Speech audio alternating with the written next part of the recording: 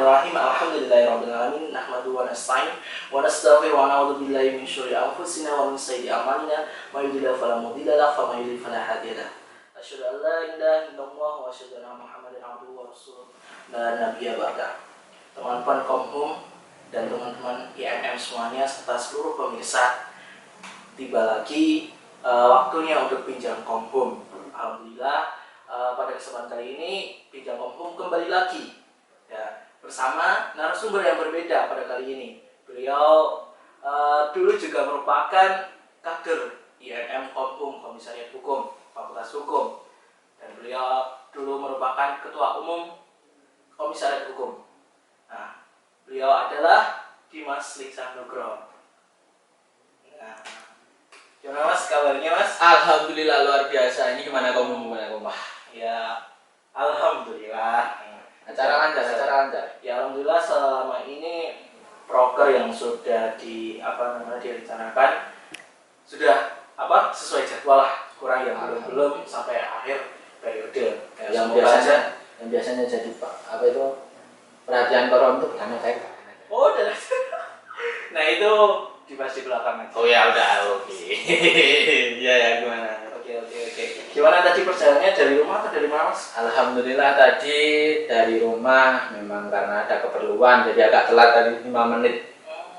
Iya, keperluan. Sekarang sibuk apa? Sekarang sibuk skripsi. Oh, lagi sibuk skripsi ya? Iya dong. Udah mau lulus aku tuh. Titip IMM ya ke depannya. Aduh. Jadi kata-kata Ahmad Dahlan, ku titipkan Muhammadiyah kepadamu. Sekarang gantian. Sekarang saya titipkan. Dulu saya di bidang organisasi, jadi ketua umum. Sekarang jadi ketua umum Korkom. Sekarang jadi tamu podcast. Perkembangannya kamu, masya Allah sekali ini. Iya, semoga kedepannya bisa maju lagi ya Mas. Alhamdulillah. Maju sampai mana? Ya sampai Jalan raya sih. maju ya. Jadi mungkin dari kadernya mungkin semoga bisa tambah banyak. Amin. Program-programnya selalu bermanfaat. Amin. Gak cuma buat kader Komhum aja, tapi buat universal. Nah, itu yang penting itu. Kemarin serumah juga aku nggak bisa hadir karena memang ada kepentingan lain. Ya. Masya Allah itu ramenya. Iya, alhamdulillah. Kemarin juga gebrakan bagus itu. Dari Berdeka juga sangat mengapresiasi bahwa acara serumah ini sungguh luar biasa, dan semoga kedepannya ada kerjasama lagi dengan ormawa hukum. Pentingnya di situ untuk kerjasama antar ormawa itu juga nanti fungsinya di akreditasi fakultas, dan tambah lagi nanti pendalaman dakwah IMM itu kan. IMM kan tujuan utamanya adalah dakwah, dan itu bisa lebih terstruktur gitu, dan tambahnya relasi gitu. Syukur-syukur tambah kader malahan. Kalau ngomongin kader ya Mas, sekarang tuh Komhum tuh dibilang masih membutuhkan banyak kader. Nah, jadi bagi teman-teman semuanya, mari bergabung dengan IMM Komisariat Hukum, karena di IMM Komisariat Hukum pastinya akan nggak cuma menambah teman, tapi menambah relasi, menambah pengalaman, ilmu juga pasti, dan juga pastinya menambah iman dan takwa, serta bisa menjadi kader-kader muslim yang menegakkan syariat Islam. Nggak cuma di Komisariat Hukum, tapi juga buat universal, apalagi buat kedepannya pasti banyak manfaatnya. Nah ini contoh afiliator. Tapi afiliator kader buat untuk dakwah, bukan yang itu tadi. Afiliator ini. Tapi benar, sepengalaman saya di Komhum itu memang titik balik perubahan hidup saya itu adalah IMM. Utamanya Komhum. Bagaimana itu Mas, kok bisa? Loh, sekarang ini aku punya fase 1, 2, 3, 4 ya. Iya. Fase pertama itu dimana aku lagi kenal yang namanya narkotika. Apa itu Mas? Ini di video nggak apa-apa. Iya. Cuma kenalan tapi ya aku bukan pemakai. Aku pernah dulu titik balik itu Nanti dibahas lebih lanjut aja, ini ringkasnya. Di titik balik itu aku punya teman di IMM yang dulu satu fakultas, yang dia duluan masuk IMM sebelum saya IMM semester 3, bukan dari semester 1, dan di situ saya diarahkan untuk masuk ke IMM. Ya, fase itu adalah dari fase kenakalan saya, masalah pekerjaan, broken home, dan sekarang. Ada 4 fase itu. Dan itu perubahan titik baliknya adalah di IMM. Luar biasa. Makanya IMM itu wadah dakwahnya itu Iya. orang yang tadinya bukan apa-apa, bukan siapa-siapa, dibina, dibentuk mentalnya, sehingga jadilah pribadi yang beriman. Ya, luar biasa. Tuh, ya teman-teman semuanya. Jadi jangan ragu untuk join dengan komisariat hukum. Apalagi untuk sekarang semester 2, semester 4. Jadi jangan sungkan-sungkan untuk masuk ke komisariat hukum. Nah, bagi Mas Kingsang tersendiri, apa sih yang sebenarnya kesan pertama di komisariat hukum tuh kayak apa sih? Kesan pertama dulu gitu. Kalau kesan pertama saya di IMM dulu ya, dulu. Ya semester 1 saya benci sama IMM. Wah, kok benci kenapa? Benci, tapi malah sekarang jadi ketua. Wah, hebat. Lucu nggak cinta ya? Nah, benci jadi cinta, makanya itu peribahasa benci sama cinta itu beda tipis tuh kayak gitu. Jadi gini, dulu saya benci sama IMM itu karena apa? Karena memang dulu saya rasa terlalu saklek lah, dimana lakum dinukum waliyadin itu masih dipegang teguh. Iya. Saya yang basically bukan orang baik-baik, yang malang melintang juga di dunia malam. Ketika melihat seperti itu, pasti kan timbul kebencian. Iya. Ya kan? Iya. Logika aja kan seperti itu. Nah, tapi kenapa saya kemudian masuk ke Kobum itu dipaksa. Awalnya itu dipaksa. Dipaksa. Iya, gimana itu? Sang, ini pakai bahasa dulu kata kalian temen saya, Sang, daripada kue nganggur, runtang-runtung, nongkrong-nongkrong, bawa Ismail WFM. Ini bahasanya nggak aku potong gitu loh. Bahasanya dulu seperti itu. Kebetulan waktu fase dimana aku juga pusing kerja. Dulu nyambi kerja ya? Nyambi kerja, memang dari SMA aku udah kerja. Iya. Ya memang kerjanya baru freelance lah, serabutan. Buru event lah biasanya. Oh iya. Itu jadi bara namanya bara itu terus melalui IMM bisa. Dari paksaan benci jadi cinta. Jadi saya di IMM. Padahal waktu itu kamu cuma ada 3 orang. Ika, Bara, 4 Ika, Bara, Randy, Iqbal. Dan ini diadu titik kontak. Setelah itu baru ada saya, Sutiyo, Devi, dan kader-kader Kobum yang sekarang jadi pimpinan itu. Ya seperti itu dulu. Iya, berarti emang waktu tidak salah menaruh hidayah kepada Mas Lingsang ya. Iya. Nyatanya dengan hidayah seperti itu Mas Lingsang juga akhirnya bisa menjadi kader IMM yang sesungguhnya ya Mas. Oke, padahal dulunya benci menjadi cinta. Luar biasa. Nah, ngomong-ngomongin soal apa ya Mas? Dulu masa lalu kawan itu kan pastinya tergantung di mana pergaulannya ya Mas. Wah itu. Nah, dulu kalau menurut Mas pergaulan sekarang tuh bagaimana sih Mas? Pergaulan sekarang kalau menurut saya itu lebih parah dari Lebih zaman parah. saya dulu bergaul. Lebih parah ya? Sekarang anak umur 10 tahun bisa mengakses ganja. Itu di Betul, daerah, Mas? betul lah. Itu di daerah atas sana lah. Atas tuh mana? Yo atas di daerah lereng Merapi. Oh, Bahkan ada pengedar pun umur 14 tahun. iya. Pengedar tembakau gorila. Zaman saya belum bisa akses kayak gitu. Serius. Saya dulu memang kenal yang namanya narkotika. Sabu itu saya pernah lihat bentuknya aja waktu makan di Polres. Tapi saya tahu. Terus saya pernah disodori yang namanya ekstasi.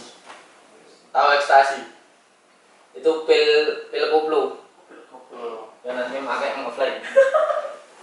Pernah lihat Mas? Pernah. Temanku ngomong nggak habis-habis. Emang nggak sadar? Itu emang nggak sadar. Terus kecubung. Kecubung itu buah kan? Buah kecubung. Tapi itu kalau dimakan kebanyakan juga efeknya baik.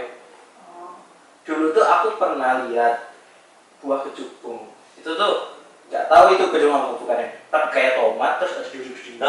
Iya kan? Itu kecubung. Nah dulu tuh aku kan nggak tahu. Taunya tuh tomat gitu loh. Nah pas mau petik gitu sama temanku, ojo gue nggak mendem. Kan bingung. Wah ini apa ini?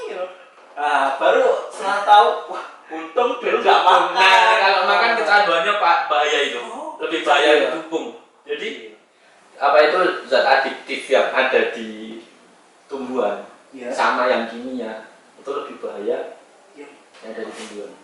Gitu ya. Contoh simpel rokok. Iya. Contoh simpel. Rokok sama vape. Satu kimia, satu tumbuhan. Iya. Coba tanya pecandu, lebih milih mana? Itu. Banyak kan di rokok. Iya kan? Walaupun rokok punya sisi positif yang nggak boleh kita tinggalkan. Apa itu? Bea cukainya kan juga pemasukan pajak negara dong. Tapi ya. Yang kemarin di demo. Iya. Sekarang lebih pada milih cari rokok daripada minyak goreng. Gorengan mahal, minyak goreng mahal. Itu. Apalagi di daerah kita juga termasuk tembakau ya. Iya. Temanggung, Magelang daerah atas. Magelang atas tuh daerahnya Sutiyo. Iya. Bandungan atas itu juga banyak. Jadi gitu. Beda ketika sekarang pergaulan sekarang yang aku lihat itu makin miris. Itu oke lah, itu dari segi narkoba, dari rokok. Kalau yang lainnya menurut Mas yang bikin terlihat lebih miris tau? Di Semarang anak 14 tahun tahu open BU. Tahu open BU enggak? Tahu open BU enggak? Open BU itu istilahnya adalah prostitusi online. Oh, prostitusi ya. Itu anak 14 tahun. 14 tahun. 14 tahun. 14 tahun itu berarti kelas berapa SMP? Kelas 2. Kelas 2 SMP kan? Semarang, daerah Semarang. Banyak seperti itu. Banyak. Ngiri-ngiri. Tapi daerah-daerah spirit. Tapi kan itu anak segitu sudah berpikiran saat itu kan. Sebentar, misalkan ada ya anak 14 tahun, dia kan harusnya masa-masa masih main sama teman-temannya, masih menikmati masa kanak-kanaknya lah istilahnya. Kok bisa sampai kayak gitu? Nah, nih di sini kenapa itu kan disebut penyimpangan tersebut kan disebut kenakalan remaja. Iya. Sebenarnya apa sih kenakalan remaja? Nah ini kan yang perlu kita bahas ini. Kita bahas Ini kita perlu. intinya itu ini. Nah gini, kenakalan remaja itu tuh adalah penyimpangan sifat dari anak yang mengalami transisi dari anak-anak menuju dewasa. Nah, sifat penyimpangan yang mengarah ke negatif itu disebut kenakalan remaja. Padahal menurut saya, kenakalan remaja itu nggak cuma terkait konotasi negatif. Gimana itu maksudnya? Jadi gini, kenakalan remaja yang tidak cuma konotasi negatif kan berarti ada konotasi positifnya. Iya. Nah, contoh skincare. Rela ngelakuin apa aja demi skincare. Oh, oke. Itu juga kenakalan nggak? Kan Iya. karena pencarian jati diri kan. Iya. Di mana di transisi aku anak-anak kok aku jelek kucel dan lain sebagainya. Iya. Insecure ya sekarang ya. Terus pengen glow up kan. Nah itu kayak gitu. Jadi kenakalan remaja adalah fase transisi di mana itu tempatnya kita mengenal banyak lah, dan pastinya di remaja itu kalangan circle pertama itu temen. Sam, sedikit jajal sih. Kata-kata seperti itu. Kata-kata seperti itu. Bahkan pertama saya merokok pun nggak ada disodori Dari teman juga. dari temen. Serius. Tapi akhirnya lama-kelamaan saya merasakan ruginya. Dan sekarang alhamdulillah rugi. Alhamdulillah. Nah itu awalnya mesti seperti itu, nanti terus ekstasi, pil, pusing. Kalian istilahnya sambat pusing sama temen dikasih itu kan kalian juga nggak tahu. Ki obat iki. Nah ini obat. Ternyata Malah tambah pusing. Jadi itu seperti itu. Jadi fenomenanya kan seperti itu. Terus miras. Yang paling bahaya itu miras. kenapa disebut sebagai yang paling bahaya itu kenapa? Kenapa? Karena gini, miras sudah terlihat. Iya. Dan orang yang apa itu istilahnya nyodori itu kan masih tahu itu bahaya. Iya. Dan omongannya itu ketika orang miras itu kan pasti nanti tidak sadar, jatuhnya tidak sadar. Nah ketika tidak sadar ini kemungkinan lain pasti akan terjadi.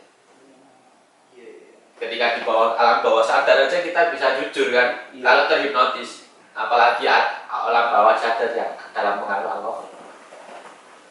Kayak mungkin pikiran saya gini, kalau udah miras itu tuh semua ekspresi itu pengen diluapkan. Ya, mungkin orang itu benci banget sama orang, pengen bunuh, tapi karena dia punya iman, dia masih punya pikiran, jadi dia punya benteng. Tapi kalau dia udah runtuh bentengnya, ya mungkin jadi seperti itu. Apapun nggak akan apapun yang terjadi kan dalam pengaruh alkohol itu kan banyak kasusnya. Iya betul. Kalau itu miras, tadi udah rokok, ekstasi, miras, terus yang ini juga kaitannya sama rokok.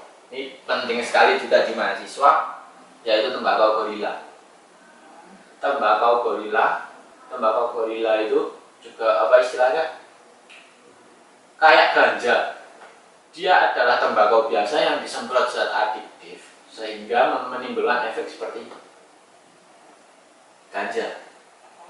Dan itu nanti biasanya caranya dengan ngasih rokok, dengan disuntikan apa itu biasanya pakai piting. Iya. Itu tembakaunya satu ditusukkan di rokok ini. Jadinya kita nggak tahu. Bagi rokok dong. Ternyata rokoknya isinya tembakau gorila. Ngeri. Itu saya bukan rokok. Nah, seperti itu. Serius. Itu cuma kayak gitu udah ada pengaruhnya mas. Udah ada. Ya. Itu bikin candu juga nggak? Bikin candu banget. Yang terakhir itu yang bakal ini kan ini aku ngurutin dari yang paling mudah kita akses. Iya. Apalagi dia anak-anak itu yang paling mudah akses rokok, obat, miras, tembakau gorila yang terakhir sabu. Sabu itu dibungkus lagi garam kok ditobong itu diserot. Nah, fungsinya hampir kayak rokok. Cara makanya hampir kayak rokok, dibakar gitu. Juga dibakar. Iya, cuma efeknya ya lebih parah. Oh mah lebih parah. Lebih parah. Dan pasti apa itu orang yang kecanduan zat-zat semacam itu cenderung kurus. Banyaklah efek-efeknya. Kebanyakan kurus. Banyak kan kurus. Tapi yang kurus. Kalau Nuril kan kelihatan enggak kan? Ya udah. Itu. Tapi yang kurus-kurus enggak. Enggak selalu ya mas. Oke. Nah gimana ya mas? Lihat keadaan sekarang, wah luar biasa. Gimana anak muda tuh istilahnya mencari jati diri. Nah biasanya itu kan gini mas, saya sendiri ya sebagai mahasiswa lah, kita sebagai mahasiswa kita tahu lah gimana mahasiswa tuh, kehidupan mahasiswa tuh kadang juga dibikin mumet ya mumet, dibikin santai ya santai. Nah tapi pergaulannya tuh udah di abang-abang kedewasaan gitu loh. Nah itu benar-benar sulit gimana transisi kita tuh benar-benar lagi santai-santainya menikmati hidup, tapi kita tuh malah di posisi mahasiswa, kita tuh mikir gimana sih ke depannya gitu loh, bener nggak? Tapi ada juga yang nggak mikir ke depannya, tetap aja masih mikir aku ingin ini, ayo aku kudu ini, tanpa memikir orang lain. Contohnya aja gimana? Kita lihat circle kayak kemarin ada kasus pernah saya lihat mas, ada mahasiswa yang dia itu teman-temannya tuh kalau main, kalau pergi itu tuh sama cowok-cowok, dia tuh cewek sendirian. Nah akhirnya apa? Terjadi pemerkosaan, bahkan dia yang dianggap sebagai ratu ujungnya jadi apa? Aduh. Baik. Ini nek dari segi tadi mahasiswa yang aslinya ribut, padahal pengen nyantui, padahal titik baliknya mahasiswa ini. Aku mau ngambil filosofi malam Lailatul Qadar. Wah, ngeri. Mumpung ini masih bulan puasa, Ya. aku ngambil filosofi itu. Kenapa malam Lailatul Qadar diturunkan di 10 hari terakhir, di salah satu hari di 10 hari terakhir di Ramadan? Pernah mikir nggak kenapa seperti itu? Kenapa ya?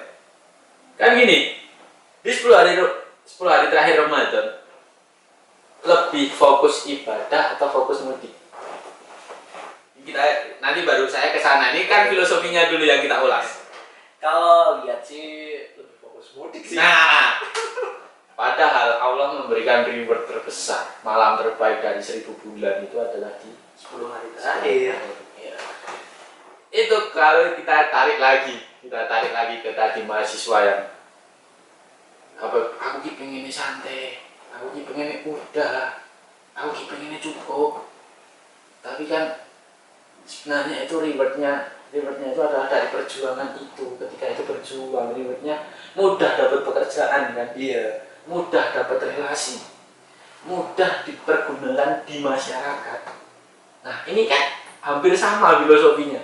Aku nggak menyamakan itu sama loh, tapi filosofinya itu sama. Nah kemudian di fase-fase transisi, utamanya di mahasiswa, main cewek 1, cowok 5.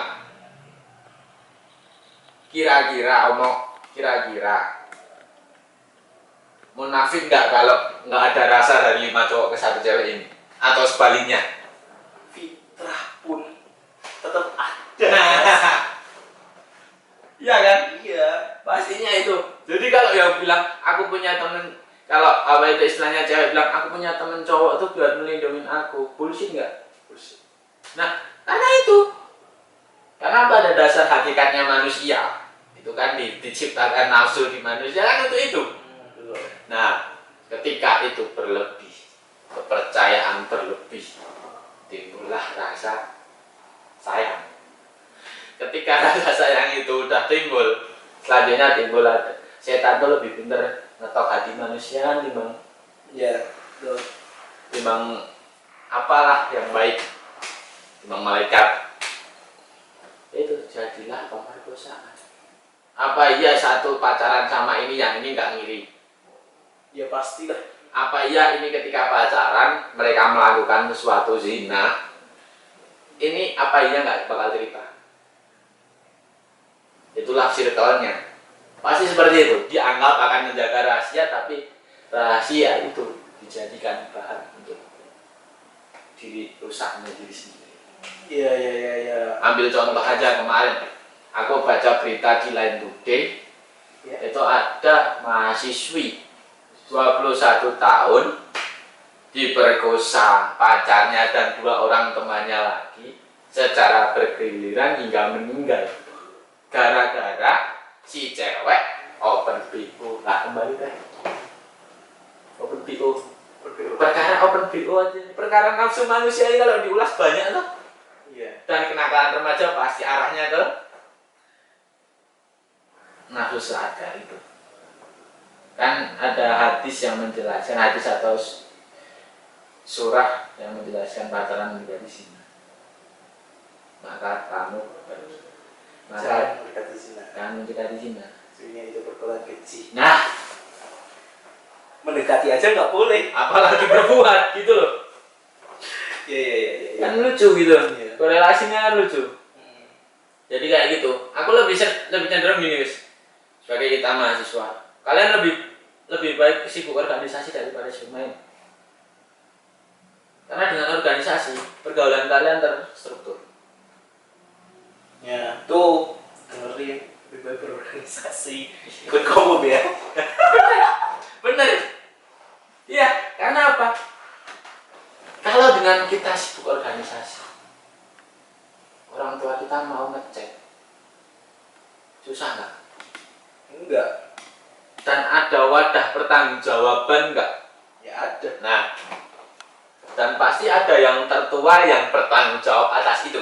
Iya, pastinya. Nah, lebih dampak positifnya lebih dapat ya, Pastinya lebih. timbang main. Yang notabene main ke arah negatif pasti bohong sama orang tua. Iya enggak? Iya benar. Apalagi kalau udah negatif, terus kecenderungan apapun akan dilakukan asal bisa melakukan itu. Iya. Karena itu, jadi gini. Kadang ada yang menyebutkan bahwa nakalnya anak itu karena kurangnya perhatian orang tua. Tapi coba kita balik. Apakah serta merta orang tua pasti? Saya yakin orang tua pasti memikirkan anaknya. Tapi apakah setiap saat beliau ada di samping kita? Dan ketika kita ambil contoh putus sama pacar, berani kita cerita sama orang tua? Ya kalau dari awal udah diem-diem ya nggak akan berani kan? Ya. Nah, disitulah dan nanti efek galau ini cenderung ke arah pergaulan negatif. Kan juga basically orang tua nggak tahu. Iya benar. Jadi aku juga kurang setuju ketika orang tua tidak memberikan perhatian lebih. Tapi kan itu harusnya seimbang. Iya. Tidak. Harusnya bimbingan orang tua juga ada, dari kesadaran anaknya juga ada. Iya. Dan Iya. yang menyatukan itu adalah agama. Kan dua itu sudut disatukan agama. Iya. Dari dua sudut ini bersatu disatukan agama, timbullah lingkungan yang positif. Ya masih kadang anak tuh orang tua tuh udah percaya sama anaknya, wah ini baik, sekolahnya bagus, nilainya bagus, tapi nggak tahu kelakuannya di sekolah kayak apa, di luar rumah kayak apa, nggak tahu. Nah, ya. Ibarat kata nggak usah jauh-jauh, anak tahu kata kasar. Iya. Orang tua apa ngajarin? Orang tua always beside her kan? Iya. Selalu di sampingnya. Apalagi di usia kecil. Tapi kenapa anak itu bisa ibarat kata orang Jawa miso? Iya. Ya karena ada input di dalamnya. Nah ketika sudah ada input kan tugas orang tua ini nggak boleh, jangan langsung marahi tapi tindakan preventif.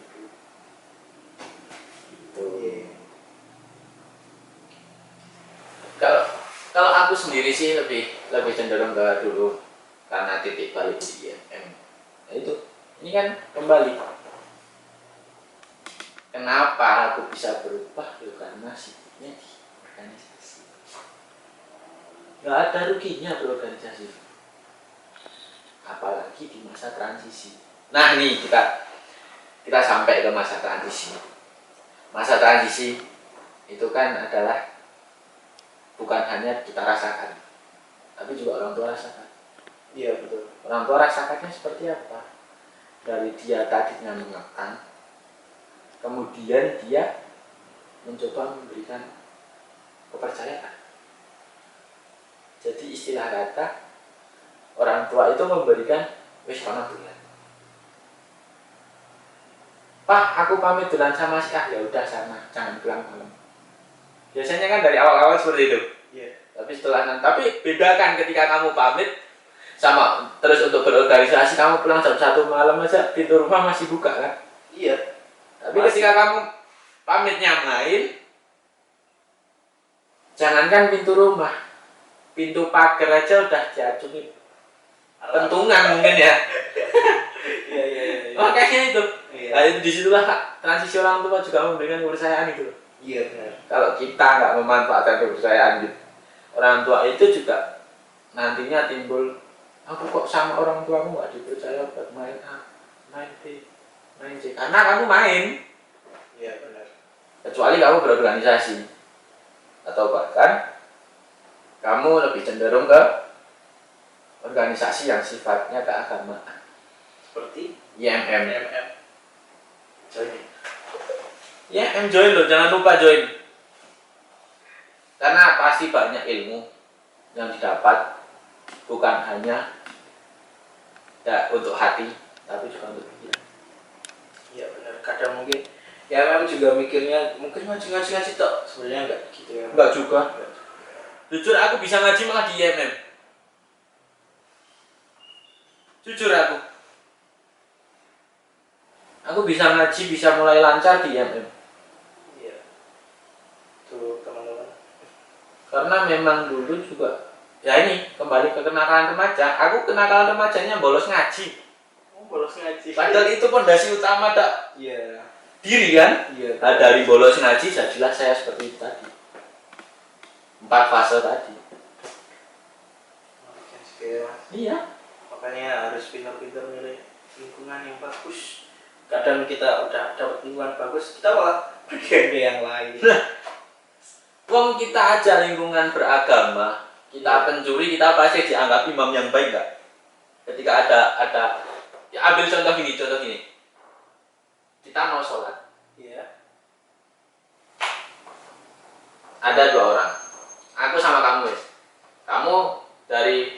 kamu pencuri, tapi rumahmu di lingkungan orang baik, entah itu haji, entah itu ahli agama dan lain sebagainya. Tapi aku orang biasa, tapi dari lingkungan pencuri. Ketika kita sama-sama dalam suatu forum itu, kira-kira dari kita siapa yang akan jadi imam? Ya yang banyak lingkungan yang baik. Kamu kan berarti kan? Nah, padahal itu kan yang namanya kebaikan itu kan rahasia kita sama Allah. Iya benar. Tapi keburukan itu jadi bahan untuk penilaian oleh manusia. Kan aku juga kadang mikir, ya Allah, kenapa pengkotak-kotaan semacam ini? Iya. Padahal ketika anak dalam transisi kemudian dia disalahkan, itu dalam hatinya pasti sakit. Iya benar. Seriusan sakit. Aku nggak diarahin kok aku disalahkan. Dalam hati paling dalam masih seperti itu. Tapi ketika dibimbing, didampingi, ibarat kata sudah terjerumus, kita beri masukan. Kamu oleh yang ayah saya sampaikan ke saya pada saat masa transisi cuma simpel. Kowe nakal sak nakal-nakalmu oleh, sing penting aja bikin dia keluarga. Ada batasan kan? Iya. Istilahnya tuh oke lah bebas, tapi bebas mungkin ojo nganti kok ngene. Nah, Itu sama aja kayak kamu boleh ke sana, tapi di sana tuh ada tembok yang enggak kita tahu. iya.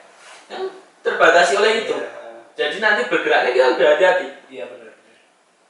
Kalau ketika saya terjun ke narkotika, tangkap polisi, yang malu siapa? Ya semua yang kita sayang. Nah, bahkan ada, kamu sempat dapat wejangan, Iya. kamu tuh cowok ngopi sing kental dolan sing adoh. Karena apa? Pada dasarnya madrasah, selain madrasah pertama anak, selain ibu adalah bapak. Ibu itu madrasah, bapak figurnya, figur contohnya. Ketika ibu memberikan masukan sholat 5 waktu, bapaknya nggak sholat 5 waktu, anak manut. Akhirnya bapak orang. Nah, contoh simpel seperti itu. Jadi lebih baik sibuk. Ya ini intinya di masa transisi perbanyaklah mendekatkan diri sama Allah. Kemudian berbanyaklah mengikuti kajian-kajian keilmuan. Karena itu untuk apa? Untuk memberikan kolbu ini, mengisi kolbu ini dengan hal-hal baik sebelum nantinya kadung terjerumus. Lebih baik seperti itu. Karena terjerumus rokok itu nggak enak. Rokok itu nggak enak. Seriusan. Apa nggak enak? Tapi saya terjerumus. Lucu kan? Lucu. Nah, itu contoh pengalaman-pengalaman yang saya kemas menjadi sebuah cerita gitu. Iya benar. Ya mungkin dari Mas Awang tuh gitu ya. Kayak tadi jangan mendekati zina. Nah, dekati itu nggak boleh. Tapi sekali kamu menginjak, nah itu Bahkan susah. Ibarat kata kita sekali masuk susah keluar. Gini loh, kayak tadi demonstrasi tawuran, apalagi geng, fenomena kritik naik kan gara-gara banyaknya geng timbul. iya benar. Geng untuk tawuran, pembuktiannya mau masuk geng itu kamu berani nggak masuk dia? Walaupun klike-klike itu kadang juga mungkin orang nggak tahu, tapi kan efeknya juga melukai orang lain. Iya benar. Kayak kemarin juga ada yang viral di begal, malah begalnya yang mati. Iya, itu Amak Sinta itu. Iya, di 4 orang mati 2 cuma musuh pisau segini. Padahal bawa parang, pisau segini. Nah, Bawa parang ya. Kalau cuma di akal, di logika aja, kok bisa gitu loh. bisa. Tapi kan kembali lagi ke kodrat manusia ketika punya barang berharga, bagaimana cara mempertahankan. Iya benar. Iya kan? Iya. Nah, seperti itu. Kita tuh nggak tahu kita 5 menit dari sini, nggak usah 5 menit. 1 langkah dari sini kita bakal seperti apa kita nggak tahu. Iya benar. Tapi nggak ada saatnya kita berjaga-jaga. Ketika kita berjaga-jaga itu kita butuh sarana, kan itu yang salah. Iya. Kan di Indonesia negara hukum. Iya. Pentingnya mengetahui hukum untuk mendasari diri agar tidak berbuat buruk. Hukum yang utama perlu diketahui adalah yang ada di Al-Quran dan hadis-hadisnya. Mungkin pesan saya satu, buat teman-teman Kobum maupun yang lain, pada prinsipnya nakal itu boleh, tapi kalian harus tahu dan kalian harus paham apa itu nakal. Jangan semua kalian pukul rata, itu boleh, itu benar, itu boleh, itu benar. Tapi perlunya juga kalian kaji lebih dalam melalui kajian-kajian keilmuan maupun kajian-kajian keagamaan. Itu saja, itu pesan yang penting. Ya, demikian bincang Kobum pada kali ini. Tadi itu sudah sebelum saya minta ternyata udah ngasih pesan-pesan buat teman-teman ya. Jangan lupa, dan buat teman-teman yang seluruh permisa yang melihat ini, jangan lupa buat join Komisi Hukum ataupun IMM seluruh universitas manapun, karena Ikatan Mahasiswa Muhammadiyah hampir di seluruh universitas di perguruan tinggi itu tuh ada. Ya, Nggak cuma di Muhammadiyah aja, nggak tapi cuma di negeri pun, BTS, TTA ada. Ya, mungkin itu saja. Terima kasih telah menyaksikan, telah membersamai kami. Semoga kita bisa bertemu di lain kesempatan, dan terima kasih buat Mas Lingsang telah datang ke rumah lagi. Semoga kedepannya kita bisa bisa silaturahmi lagi. Amin. Bisa lebih dekat lagi. Dan jangan lupa adik-adik di sini masih perlukan Mas Lingsang. Nah, mungkin itu saja yang dapat kami berikan. Kurang lebihnya kami mohon maaf. Wassalamualaikum warahmatullahi wabarakatuh. Waalaikumsalam warahmatullahi wabarakatuh.